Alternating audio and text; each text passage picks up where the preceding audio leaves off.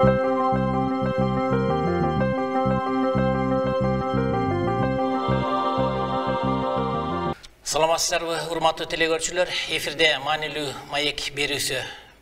Ал эми бүгүнкү берүүбүздө биз республикалык дотациядан чыккан айыл аймактары туурасында сөз кылмакчыбыз. Бул максатта биз берүүбүзгө Кадам району Үчкоргон айыл аймагынын башчысы Шакиров Орозбек Мухтариддиновичти жана Масалиев айыл аймагынын башчысы Бакиров Абдразак Жээнбековичтерди чакырганбыз. Саламатсыздарбы?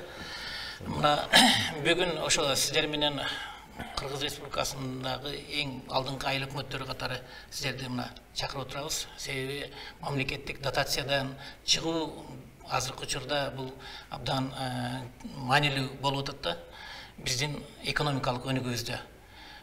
Биздин Баткен областында 22 айыл аймагы болсо бүгүнкү күндө анын 5-өсү республикалык дотациядан чыгып отурат 2024 жылдын жыйынтыгы боюнча. Бүгүн эми сиздерди чакырганыбыздын себеби ушул жетишкендиктерди кандай кылып камсыздай алдыңыздар? Кандай иштерди аткардыңыздар?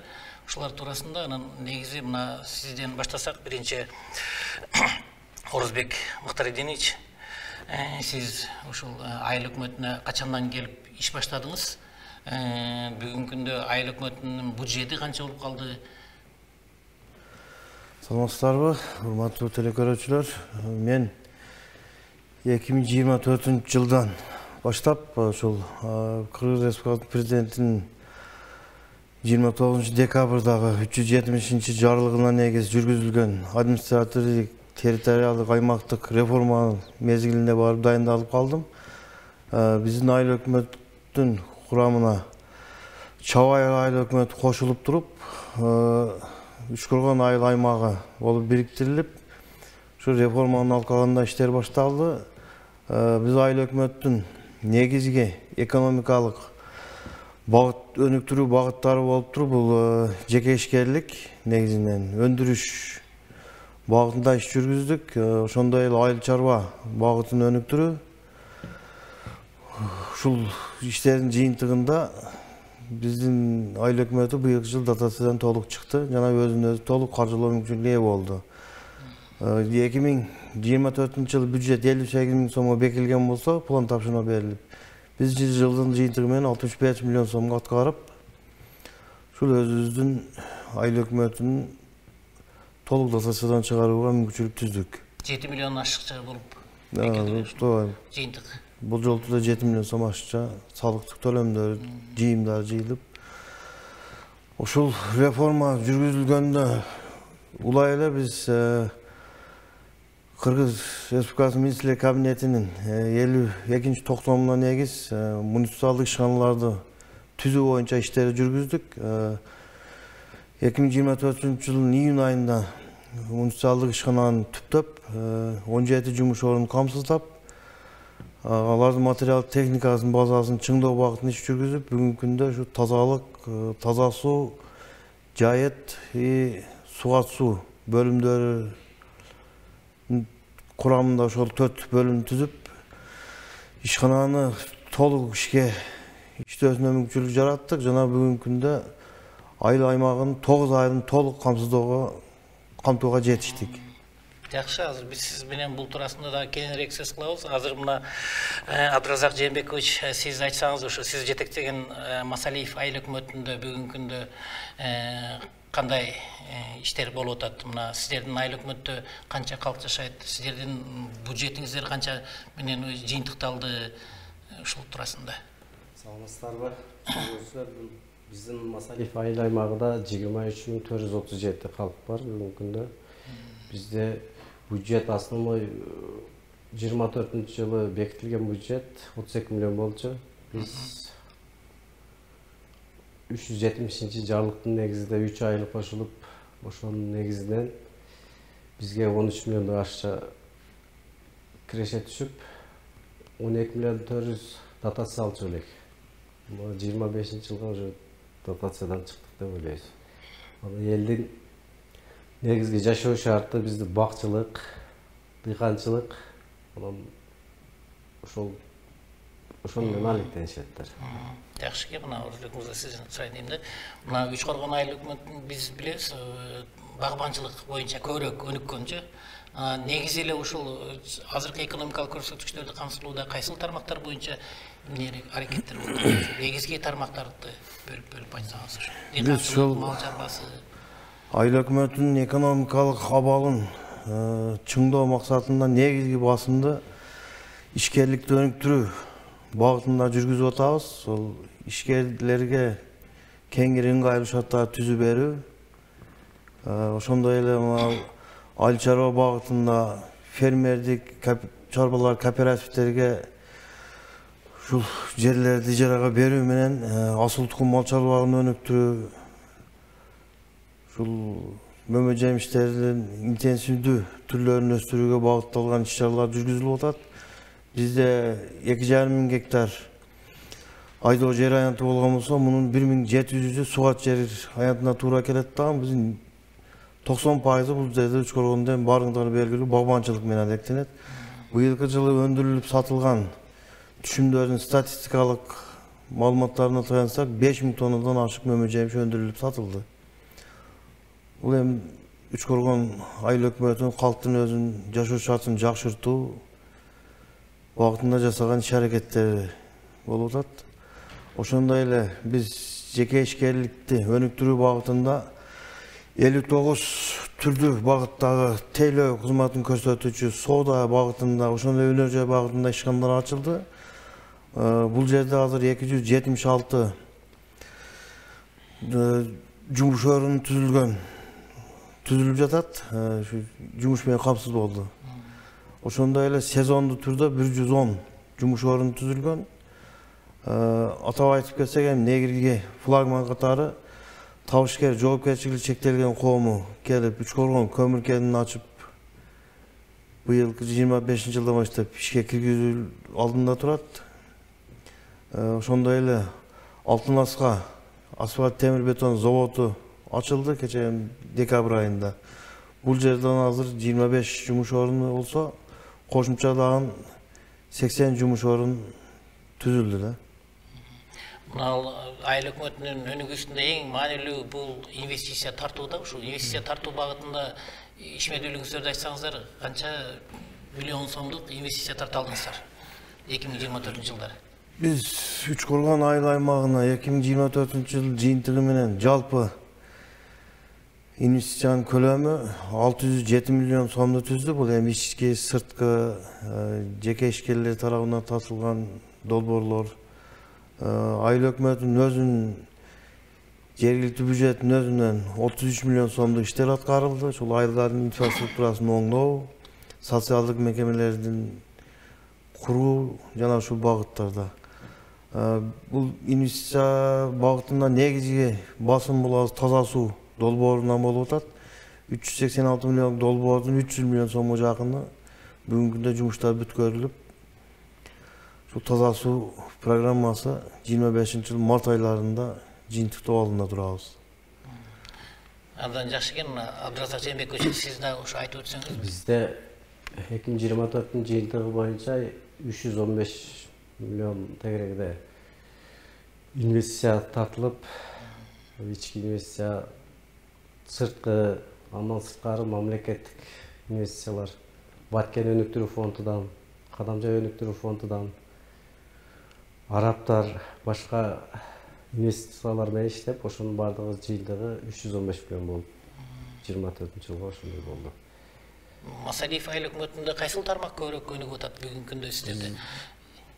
Бизде бардык тармактан өнүгүп атат. Өндүрүштүк тармактан, мал чарбачылык, фермердик чарбалар, бакчылык, ошол азыркы жашоо шартка байланыштуу бүгүнкү күндүн талабыга ылайык бактарды тигип, ошонун негизинде иштелип чыгылып атат. Элдер ошон менен алек болушуп, жашоо шартты ошон менен оңдоп кетиш шартта турабыз. Айыл аймагында мындай ишкердикти өнүктүрүүгө кандай маани берип атасыздар бүгүнкү күндө? Бизде ишкердикти өнүктүрүү максатында биз жеке ишкерлерге шарт түзүү жагын карап атабыз. Биз буга чейин 23-жылдын жыйынтыгы менен 24-жылдары бизде өндүрүштүк зона деп, промзона деп 10 гектар ажыратканбыз. Ошол негизги багып жанагы завод, фабрика курганга биз шарт түзүп бергенге даярбыз. Андан сырткары дагы жерлер трансформация кылып, кайсы бир ишкер ишти жүргүзөм десе, ошого биз даярбыз. Конкурс менен мыйзам чегиде берип, ошону алдын ала иштерди даярдап койгонбуз. Мына чакан цехтерди куруу, кооперативтерди түзүү боюнча дагы, кол өнөрчүлүктү өнүктүрүү боюнча дагы кандай иш менен? Бул кол өнөрчүлүктү өнүктүрүү боюнча биз жана ДАТП деген азык-түлүк программасы боюнча окутуп, Швеяга окутуп, 30-35 аялды окутуп, бүгүнкү күндө шарттар түзүп берип атабыз. Биз андан сырткары кооперативтерге жерлерди департамент аркылуу берилип, бүгүнкү күндө бардыгын бириктирип, жанагындай бирөө Шаптолу, бирөө Киляс, бирөөсү дагы башка багытта эгин жүргүзүп аткан. Бардыгын бириктирип, бир тармак кылып, былтыр 24-жылдан баштап ошол багытка өтүшүп ататтар. Фермерлер, кооперативдер ошол багыт менен ишти жүргүзүшүп, ошол негизде алдыга сүрүп кетишип ататтар. Бир түрдөгү продукцияны өндүрүп, мындай көлөм берүү багыты өтө маанилүү болуп атат. Көлөм берүү багытына кетип атат иштер. Азыркы учурда мына дейкандарыбыздын продукциясын чет өлкөгө чыгаруу боюнча эмне иш аракеттер болуп атат, ошол боюнча дагы айтсаңыздар. Бизден Чукулон айыл аймагы боюнча жыл сайын эле ушул жеке ишкерлер тарабынан Казакстан, Россияга экспорттолот өндүрүлгөн айыл чарба продукциялары. Азыр эми бул продукцияларды сапаттуу сактоо үчүн логистикалык жеке менчик борборлор курулган үч корунда. Азыркы күндө 17 каттоодо турат, ушул иштеп жатканы. Биз дагы 24-жылы ушул чоңураак, көбүрөөк сыйымдуулуктагы логистика борборлорун куруу багытында жеке ишкерлерге сунуштоо максатында 13 гектар жердин трансформация документтерин бүтүрүп даярдап койдук. Азыр эми ушул кайрылып инвестор келип калса, ошол жерге ушул логистика борбору курууну пландап жатабыз. Дагы белгилеп кетүү үчүн маселе ушул айылдарды өнүктүрүү, жугуш менен камсыз кылуу максатында биздин убакыттан пайдаланып айтып кетер элек, райондук жетекчиликке, областтык жетекчиликке, ушул областтык өнүктүрүү фондунан 6,5 миллион сом каржыланып биз Чабай айылында, Чабай айыл өкмөтүнүн мурдагы имаратынын базасында буткийим чыгаруучу цехти ачканга жетиштик. Азыр 10 киши жумуш орун менен камсыздалды. Буюрса эми ошогон кичи ишканаларды көбөйтүп өнүктүрүү максатында да долбоорлорубуз бар, даяр. Бул боюнча иш жүргүзөбүз, 25-жыл пландарыбызга киргизгенбиз. Мына мамлекеттик дотация бул республикалык бюджеттен ошо жергиликтүү мамлекеттик өз алдынча башкаруу органдарына өнүктүрүү үчүн берилген каржылык жардам болуп келген да буга чейинчи. Азыр эми мына сиздер дотациядан чыгып, ушул республикалык каржылоо токтотулат сиздергечи. Азыр мына бүгүнкү күндө сиздер жанагы өзүңүздөрдүн бюджеттен жол инфраструктурасын оңдоого, ошол эле айыл аймагынынча, анан суу электр тармагында ушул элди камсыз кылуу боюнча дагы негизинен жалпысынан ушул аймактын калкынын ошо социалдык муктаждыктарын чечүүгө көбүрөөк маани берүүгө сиздерде азыр мүмкүнчүлүк болуп атабы дагы? Ооба, мен эми ушуга улайла айтып кетсем, 24-жылы биз өзүбүздүн жергиликтүү бюджеттин каражаты эсебинен 2 километр жолду асфальттоого жетиштик, 2 айылдан 1 километрден. Бул жерде биздин үч коргон айыл аймагындагы эң мындай кандай десек, башкалар үйрөнчү тажрыйба деп элдик салым деген ыкманы колдоно баштадык да. Ушул 6 миллион сомдук долбоор болсо,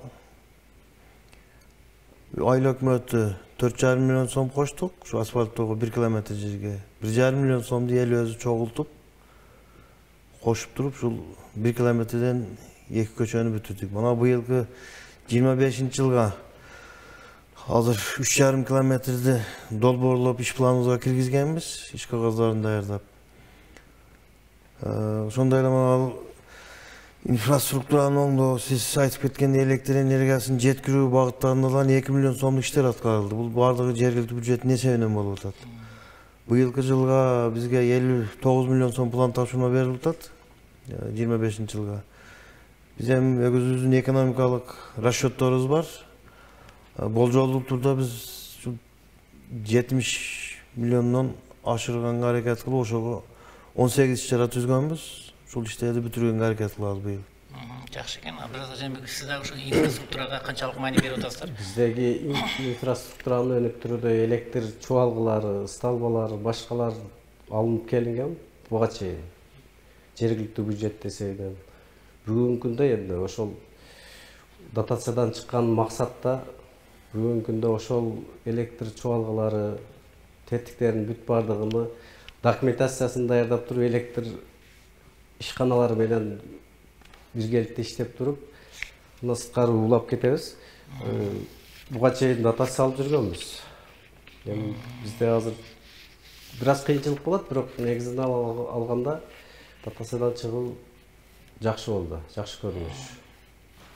Анан мына айыл аймагынын коомдук өнүгүүсү дагы өзгөчө маанилүү да. Бүгүнкү күндөрдө мына азыр жогоруда айтып кеттиңиздер, ошол айыл аймагындагы жаштарга, аялдарга көңүл буруу өзгөчө болуш керек да. Бүгүнкү күндө ошол жаштарды колдоо боюнча, аялдардын ошол экономикалык жактан колдоо көрсөтүү боюнча дагы сиздерде эмне иштер болуп атат?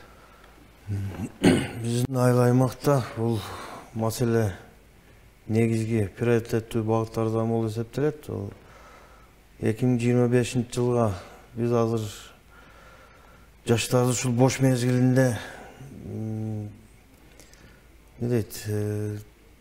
занят болуш үчүн Келтек айылында чоң спорт залдын курулушу башталган. Бул спорт залды жабык түрдөгү комплекс айылдагы миграцияда иштеп жүргөн балдардын демилгеси менен башталып, биз буну колдоого алдык.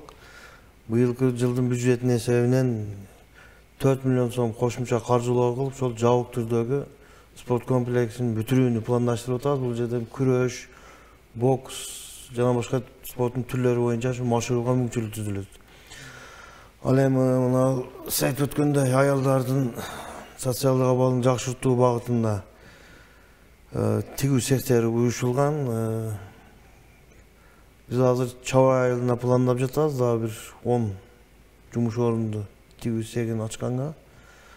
Ошондой эле мына мурда жөлөк пул алып жүргөндөрдүн арасынан 100 000 сомдук социалдык контракттын негизинде ушул эжелерибизге, карындаштарыбызга 86 жаранга акчалар берилип, булар ушу өздөрүнө соода тармагында, телөө тармагы жана башка тармактарда азыр 86 жаран мал чарбачылыгы бар жумуш орундарын түзүп, азыр өздөрүнүн иштерин жүргүзүп атат. Булардын арасынан мал чарбачылыгынын багытында акчалуу иштетип аткандарына кечээ бюджет бекитилип, айылдык кеңеш сессиясына кароосуна биз ушул мал бакканга айыл чарба багытындагы жерлерден 20% ушул үй бүлөлөргө ажыратуу боюнча да чечим кабыл алыштылар. Бул эми мындайча айтканда бул багбанчылык тармагында да уже иш жүргүзүүгө мүмкүнчүлүк түзүлөт буларга. Жакшы экен. Абдразак мырза, сиз дагы айтсаңыз, ушу Масалиев айыл аймагында жаштарды ишке тартуу, аялдардын экономикалык активдүүлүгүн жогорулатуу багытында эмне иштер болуп атат? Жаштарды ишке тартуу боюнча буга чейин биздеги стадионубуз болчу. Стадиондо футбол машыгуусунда дүйнөлүк чемпионго чейин, башка мамлекеттерге чейин барып келишип атат. Андан сырткары Кара Дөбө айылыбызда спорт менен машыгып, күрөш, башка түрлөрү менен бүгүнкү күндө мына 25-жылдан баштап Ташкоргон айылында мурдадан садик, бала бакча курулат деп калып кеткен жери бар экен. Ошого элдик демилге менен быйылкы жыл 25-жылдын аягы чейин бүтүрөбүз деген аракет кылабыз. Бүгүнкү күндө ушу эл менен биргеликте, бюджет эл менен биргеликте отуруп ошону бүтүрөбүз деген үмүттөбүз. Андан сырткары аялдарды иш менен камсыз кылуу быйылкы жылга да уюштурулган. Ушу тигүү цехи боюнча башка аялдарды кайсы багытка багыттоо боюнча окутуу иштерин жүргүзөбүз. азыктылык программасы боюнча. Андан сырткары бюджетте каралган аялдарды окутуу, айыл өкмөттү деңгээлдеги бизнести өнүктүрүү боюнча, иш жүргүзүү боюнча семинарларды өткөрөбүз деп план кылдыбыз. Койка тарабынан, кореялык уюм тарабынан аялдарды бириктирип, дыйкандарды, андан сырткары бүгүнкү күндө 24-жылы 25-жылдын 1-кварталыга пландап атабыз. Кожо айылда койка тарабынан жарым кош каржылоо болуп туруп, кош каржылоодо айыл өкмөт эсебинен койка тарабынан болуп туруп, узундугу 40, туурасы 3 метрлик соода борбору салган жатабыз. Соода борбору салсак, ошол жол чекесиндеги сатуучулар челектеп саткандар ошолорго шарт түзүп берүү максатында болуп атат. Бул ошол эгин тигин бышкан мезгилге чейин ошону куруп, уюштуруп беребиз. Кээ бир ошол сатуучуларга, аялдарга, эркектерге ошону берсек, бир кыйла элдин муктаждыгы чечилет деген ойдобуз. Жакшы, мына Өзбек мырза азыр айтып атат, биз бүгүнкү күндө биздин дыйкандарыбызга дыйканчылыкты гана үйрөтпөстөн, аларга заманбап технологияны колдонууну үйрөтүү дагы маанилүү болуп атат экен да. Айрыкча ошо дыйкандарыбыз өндүргөн продукциясыны сатып өткөрүүнү, жол жобосун үйрөнсө, маркетингди үйрөнсө дагы өзүнүн ишмердүүлүгүнө өтө чоң пайдасы тиет да. Ушул багытта дагы ушул сиздеги ушу фермерлерди, дыйкандарды, негизи эле ушул айыл аймагынын жашоочуларын ушул заманбап технологияга окуп үйрөтүү канчалык маанилүү деп ойлойсуз? Эми бул мындай окутуу иш-чаралар, семинарлар такай эле үзгүлтүксүз өткөрүлүп келип жатат азыр. Фермерлердин дагы ушу малдын породаларынын сапатына көңүл буруу боюнча асыл тукум породаларды өстүрүү, эт багытында, сүт багытында дегендей. Бизде Үчкөргөн айыл өкмөтүндө жасалма уруктандыруучу цех ачылган мырзатан, азыр иштеп жатат. Бүгүнкү күндө жалпы фермерлердин саны 26 фермердик чарба бар Үчкөргөн айыл аймагы боюнча. Бул эми эт сүт багытында, ушу тиешелүү багытта баарына окутуу иштери жүргүзүлүп атат. Айыл чарба продукциясынын түшүндүрүлүгүн жогорулатуу боюнча да семинарлар тийиштүү мекемелер тарабынан өткөрүлүп келе жатат. Биз өзүбүздүн Баткен областтык химия жана химиялык коргоо өсүмдүктөрдү ишканасы менен тыгыз байланыштабыз. Ушул эртең вегетация мезгили башталгандан баштап эле ушул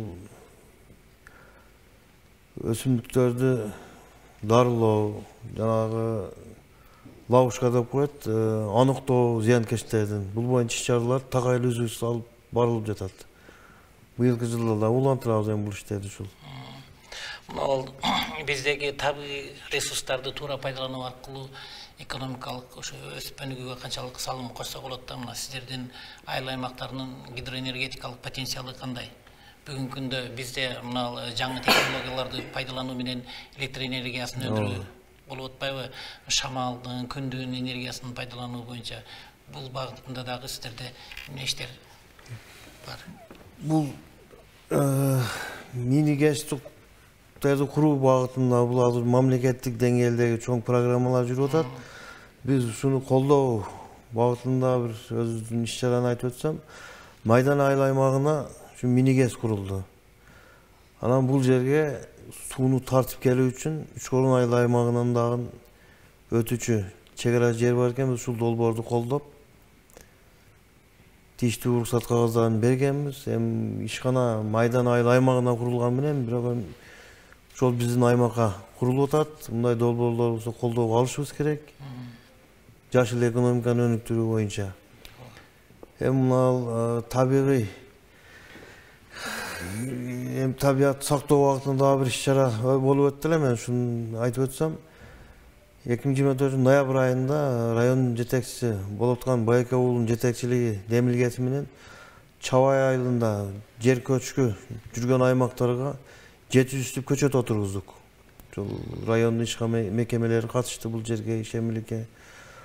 Мунун максаты ошол табигый табиатты сактап калуу, көчкүлөрдүн алдын алуу максатында. Азыр дагы бир участок тандап бул жерге даярдык иштерин жүргүзүп атабыз. Мына жерден тон кетсе, ал жерге дагы 500 түп көчөт отургузууну пландап даярданып турабыз. Мына сиздердин айланмактарда кен байлыктарын иштетүүгө мүмкүнчүлүктөр барбы ушундай? Бизде негизде кен байлыктарды иштетүүгө лицензияларды алышкан. Бирок бүгүнкү күндө иш жүргүзүү жанагы иштер пока жүрө элек. Лицензия кармагандар бар. Анан жанагы табигый ресурстарды колдонуу максатында биздин айлык кеңештин эки компанияга берилген. ГЭС куруу башка боюнча биздин Шыгай участкабыз бар, ошол эле майдандын ГЭС курулган үстү жагында. Ошолор эгерде ишини баштап кала турган болсо, бизде дагы жакшы иштер алдыга жылат деген үмүттөбүз. Мына биз ушул сиздерде республикалык дотациядан чыккан айыл өкмөттүн башчылары катары мына Чумай журтубузга таанытып атабыз. Бүгүнкү күндө ушул биздин жалпы элибиз үчүн эле өтө маанилүү болуп атат да. Эмне себебинен ушул булар өздөрүнүн иштеринде экономикалык натыйжалуу көргөзө алышты. Эмне себебинен булар бүгүнкү күндө республикалык бюджеттен көз карандысыз болбой калды дегенчи маселе. Бизде негизинен алганда бул биздеги экономиканы, жанагы азыркы магазин, ишканалар убагында энди учетко алынбай келгендери болгон. Өз алдынча иштеп, же болсо документациясына жардам берип бүгүнкү күндө. Мисалы өз алдынча бирөө магазин куруп алып, кээ бир мезгилде катталбай калып, ошо каттоодун жүрүшүнүн негизинде дагы биздин доходубуз алдыга жылды деген план болуп атат да. Мындан сырткары инвентаризация иштерин жүргүзөбүз. Ошол ишканалар, бир эле ишкананын багытында салык төлөп жүргөн болсо, бир ишкананын ичиндеги ишканаларга чейин инвентаризация жүргүзөбүз деген ойдобуз. Ошолордун негизинде биздин кирешелер көбөйөт. Мындан сырткары дагы көбөйөт деген ойдобуз. Сиз дагы кошумчалай турган болсоңуз, айыл аймагындагы ушул экономикалык көрсөткүчтөрдү камсыз кылуудагы эң маанилүү жумуштар кайсылар болду? Бизде жергиликтүү салыктар, кирешелери боюнча негизги эмебиз бул киреше салыгы болуп эсептелип атат ушул. Ошондой эле дагы бир айтып өтчү маселе Чабай кен жоопкерчилиги чектелген коому ишмердер жүргүзүп келет Чабай айылында. Булар сымап сурма концентратын өндүрүп сатып келишкен. Кытай инвесторлор менен биргеликте ошолордун каржылоосу менен. Быйылкы жылы азыр тиешелүү уруксат кагаздарын алып, долбоорлорун даярдап жатышаттар. Биз айыл өкмөт тарабынан ошол жер ажыратып берүү боюнча айылдык кеңештин чечимин кабыл алып, азыр уруксат кагаздарын даярдап атабыз. Быйылкы жылы сымап сурманы өндүрүүчү металлургия цехин ишке киргизүү пландалып атат. 24-жыл бул ишкана жалпы республикага жана жергиликтүү бюджетке 26 миллион сом салык төлөгөн болсо, эсил бул жерден азыр даяр продукция чыгарылганда уже бул 2-3 эселеп өсөт деген азыр расчеттор бар. Металлургия заводу курулуп калса, Чабай кен ишканасында бүгүнкү күндө 50 киши иштеп аткан болсо, дагы бир 50 жумуш орун түзүүгө мүмкүнчүлүк түзүлөт.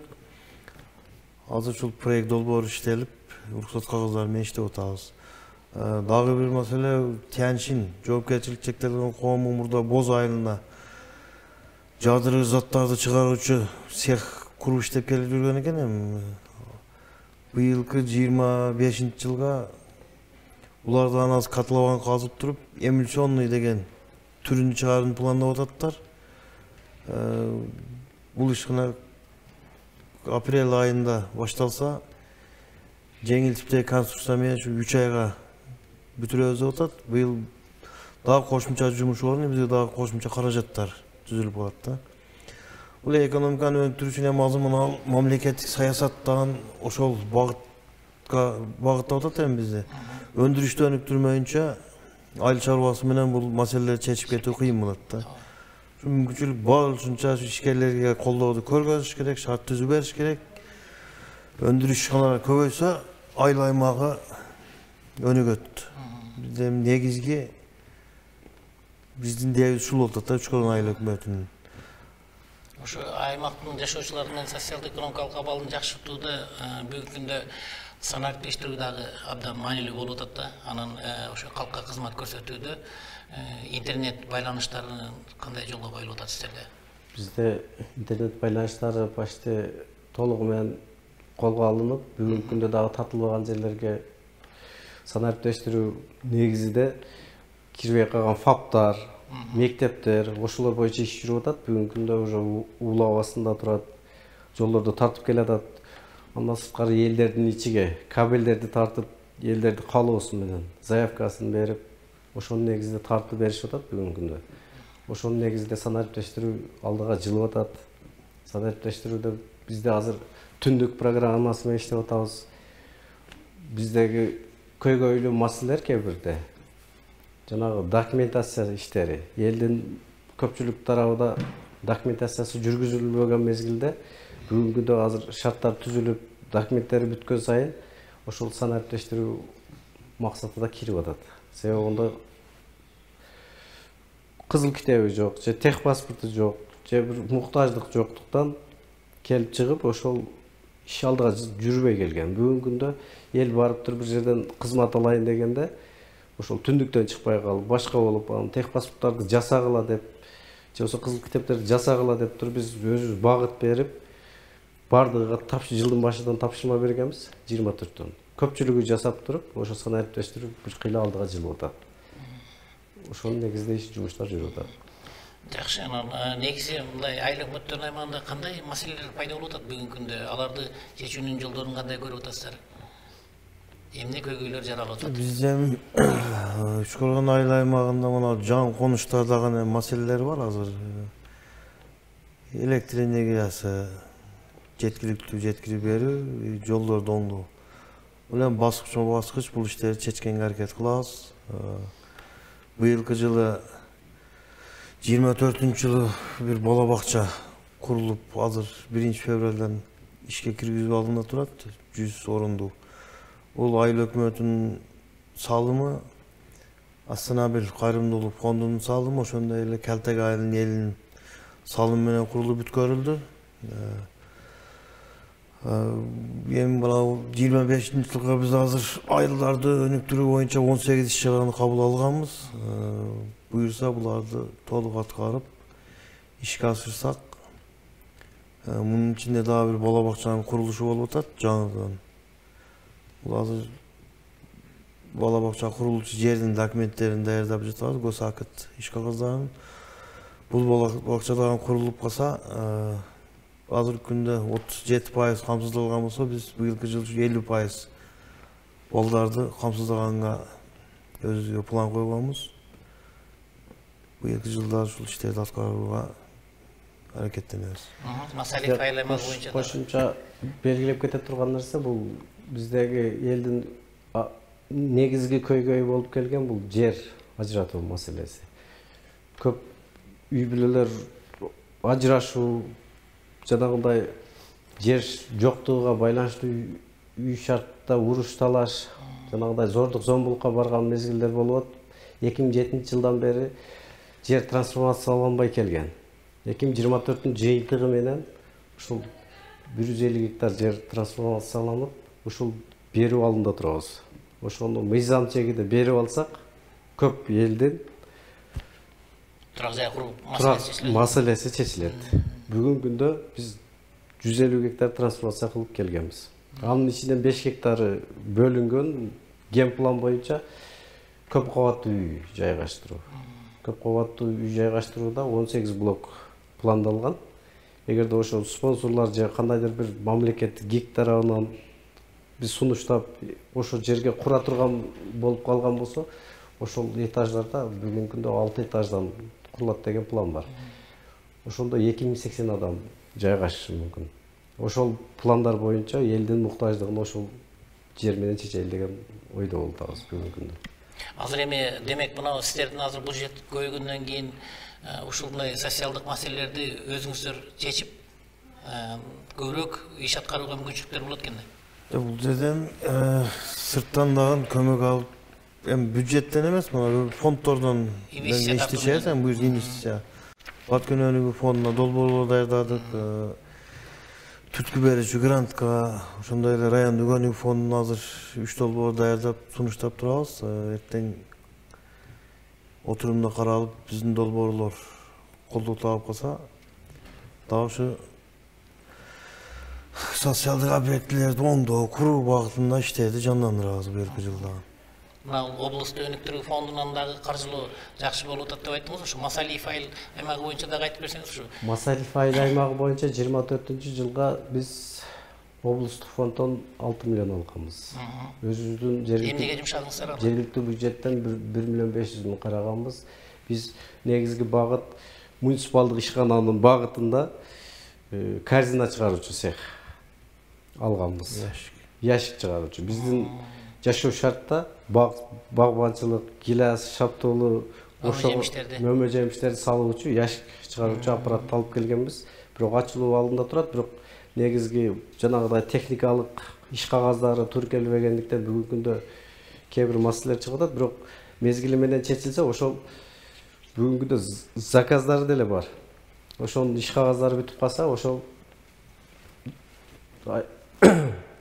облустук фонддон берилген акчаны багыттуу пайдаланабыз деген ойдобуз. Андан сырткары райондук өнүктүрүү фонддон 3 миллион берди жылдын аягында.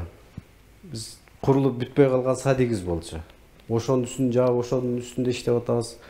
Ага чейин элди суу, таза суу менен камсыз кылуу кампасын курганбыз. Кампасы бир аз кичине 10 тонналык болчу, 276 тонналык кылып чоңойтуп, өнүктүрүү фонддон жергиликтүү бюджеттен кошумчалап туруп бүтүрдүк.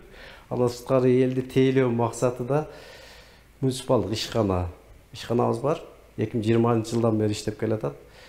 Ошонун техникалык базасын чыңдоо максатында өнүктүрүүдөн дагы кошумча алып туруп, биз жаңы портерди алып, бирге иштетип атабыз. Ошондой жумуштар жүрүп атат.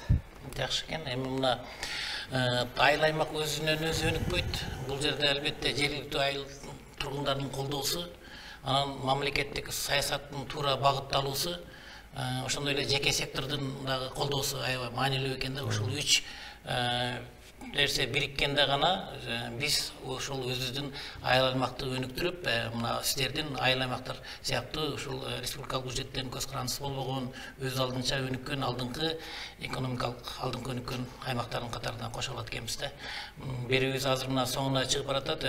Мүмкүнчүлүк берели сиздерге мында эркин микрофон катары бүгүнкү күндө ушул сиздердин ушул 24-жыл ичиндеги биргеликте иштешкен өнөктөштөргө, жалпы айыл тургундарына айта турган кайрылууңуздар болсо мүмкүнчүлүк.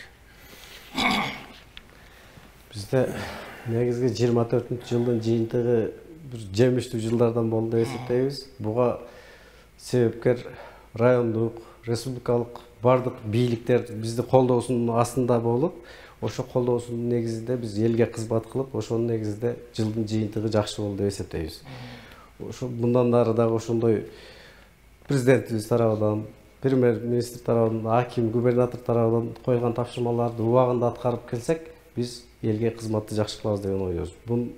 Буну менен белгилеп кетүүчү нерсе элдин дагы ынтымагы, биримдиги ошол биздин иштин жылышыга өтө көп чоң түрткү болот деген ойдобуз. Элдин биримдиги мындан дагы ынтымакка келебиз деген ойдобуз. Себеби ынтымак менен болуп аткан иштер жакшы болуп атат. Биз асфальттар куруп атабыз, башка кылып атабыз, элдик салым менен. Элдик салым биз битумун алып берсек, эл техникасын каржылап. Ошондой быйылгы 25-ci, 26-ci, 27-ci жылдарга пландаганбыз. Кайсы айылга неме кылыштарды ошол эл менен бирге элге айланса болот. Эл ушундай кылып бизди иштеткенге, биз дагы эл менен иштешкенге ушундай шарттар түзүлүп атат. Абдан жакшы экен. Розбек мырза. Элдер айтарым ушул, биздин демилгени долбоорлорубузду колдоп ушул мамлекеттик бийлик тарабынан жүргүзүлүп аткан саясаттын багытын тууралыгы бул. Ошондой эле райондук облустук жетекчиликтерге чоң ыраазычылык айтып кетер элек. Ушул айылдарды өнүктүрүү багытында сурушталган долбоорлорду иликтеп туруп ушул көмөк көрсөтүп колдоого алып жатканына.